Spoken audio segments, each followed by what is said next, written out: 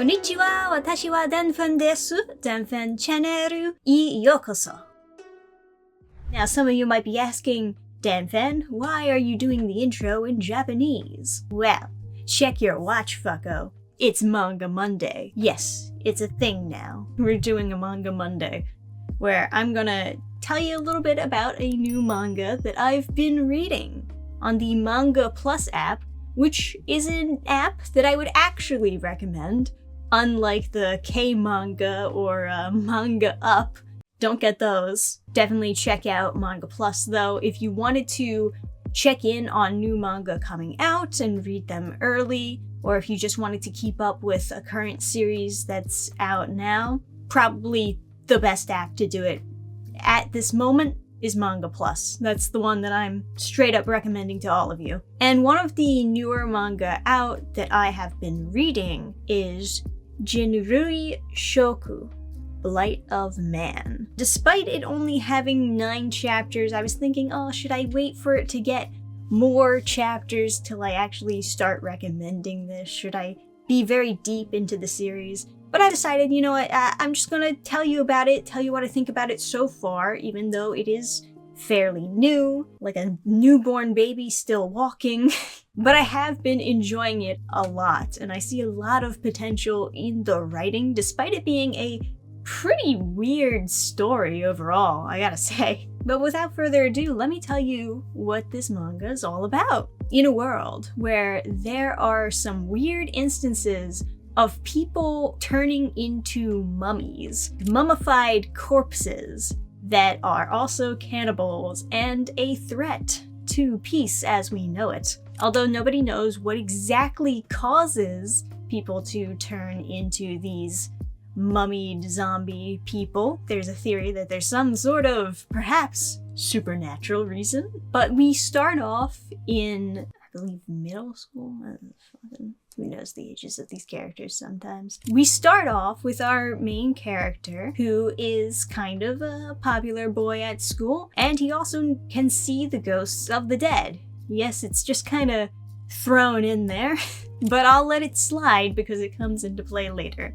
He has psychic abilities, and his family is just kind of a gene that they pass down, is that they all can see the dead and exorcise spirits and stuff like that. Our main character has a friend who is not nearly as popular as him. He's kind of like the loner character. He's kind of depressed, and the main character knows that his friend is being abused by their mother. Despite the fact that the main character is this popular guy with psychic abilities, he's not really the focus of the manga. Something that you might not often see in a lot of stories besides maybe The Great Gatsby, where the main character is not actually the focus of the story. They're more so an observer of the story, but he does play a little bit of a bigger role than observer in this one, despite not being the main focus. The main character whose perspective we're seeing the story from is Seita, and his friend's name is Hayato. Hayato's mother, who is abusive, actually ends up being turned into one of those mummy creatures. And it's a little bit odd, because it seems like, for the most part, they can hide their appearance as a mummy for a while, and they can also, as we find out while we're reading the manga, the main characters don't know this, and I assume the rest of the world also doesn't really know this, but they can kind of brainwash the people that they're around. The mummied, abusive mother kind of brainwashes Hayato and keeps him at home. Seita, of course, worries about his friend, goes to visit him, and ends up getting a note that says, "Help me." Hayato is not known for calling out for help, so he knows that something's wrong and he's gotta go back and figure this out. Seita ends up getting pulled into the house and attacked by the mummied mother, who rips out his eye. Ouch. And then feeds it to Hayato. That escalated a bit fast, I realized this. But it all comes into play. Trust me. After digesting his friend's eye, this sounds so messed up. Seita is able to actually possess Hayato using his psychic abilities and using the fact that he ate his eye, you know, it's like part of his body. So possesses Hayato in order to fight against the mummied mother. They do end up winning the fight, and Seita's body ends up going to the hospital, but when he tries to go back mentally into his own body, he can't because something else has taken over. So now Seita and Hayato are sharing a body. Hence, you know, why the cover looks like this. That little eye is representing Seita being in his friend's body. So it's interesting because even though the main character was not the focus of the story when you started, they kinda ended up merging with the focus of the story. And both characters are now like the protagonists working together to find out what exactly is inside Seita's body and how to defeat it.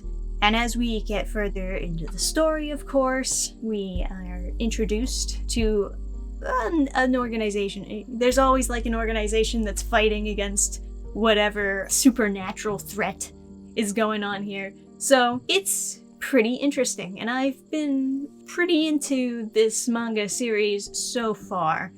I do like the characters. I like how they're genuine opposites of each other, and yet like the one that you would think would always be at the advantage, right? The popular guy who's got psychic abilities, you'd think that he would be at the advantage of the story, but in this case he's at a somewhat disadvantage. It's almost like to some extent like the advantage and the disadvantage of both characters have balanced each other out, because now they're in a state where they both need each other. But I am very curious to see where this story goes in the future. I do hope that they don't do the thing where the actual physical body dies and Seita is just never able to return to his own body and they're forced to stay together forever, because it gets a little bit awkward at some point.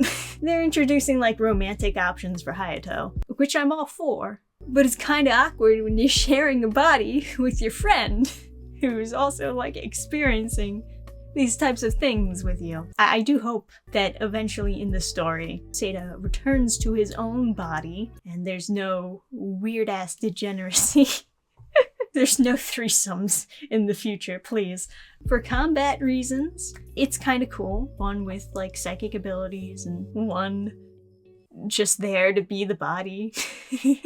I assume that they'll expand on this idea further as we get further into the series, but I've been enjoying how it's been written. There's a lot of manga series where I first start off getting into it, right? I find myself, for a lot of different series, hooked on the concept more than I am hooked on the writing. And for this, it was kind of maybe the opposite, where I wasn't really feeling it for the concept.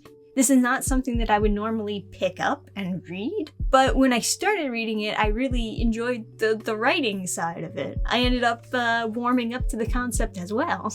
There's definitely a lot of manga out there where like the concept is decent and then the writing is just like super generic and it's hard to really hang in there for long enough. At least for me. I know a lot of people who will just accept that the writing is mediocre so long as they like the concept. But yeah.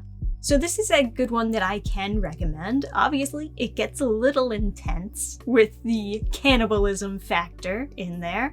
Don't look into it if you get queasy, I guess, with these types of things, types of gore and stuff like that. But yeah, overall, an interesting thriller, a lot of potential. So I'll keep looking at this one and see where it goes in the future. But if you would like to see more Manga Mondays, let me know in the comments section below. I'll give you some more suggestions, let you know what else I've been reading, or maybe I'll review some older manga series. I've been kind of debating both of these things. I was curious about reviewing the very first manga series that I ever read, because that would be quite the nostalgic read to go back into that and do a proper video review of it and kind of explain the history of how I got into manga, right? But let me know what you think down below in the comments. Like the video, of course, subscribe. If you haven't already, please do check out my own comics that I've been working on. Very excited to show you some new stuff I've been cooking. I'm always cooking new stuff, of course. And for those of you who backed Horizon Quest, you'll be happy to know that the books are almost here. We're going to start fulfillment probably the 20th, and I think we'll be able to get done in probably less than 2 weeks. I mean, we don't have too many packages to ship out, and I'm sure we could probably get out like a bunch in one day. So thank you all for your patience. I'll see you guys next time, huh? Till then, bye! Program restart.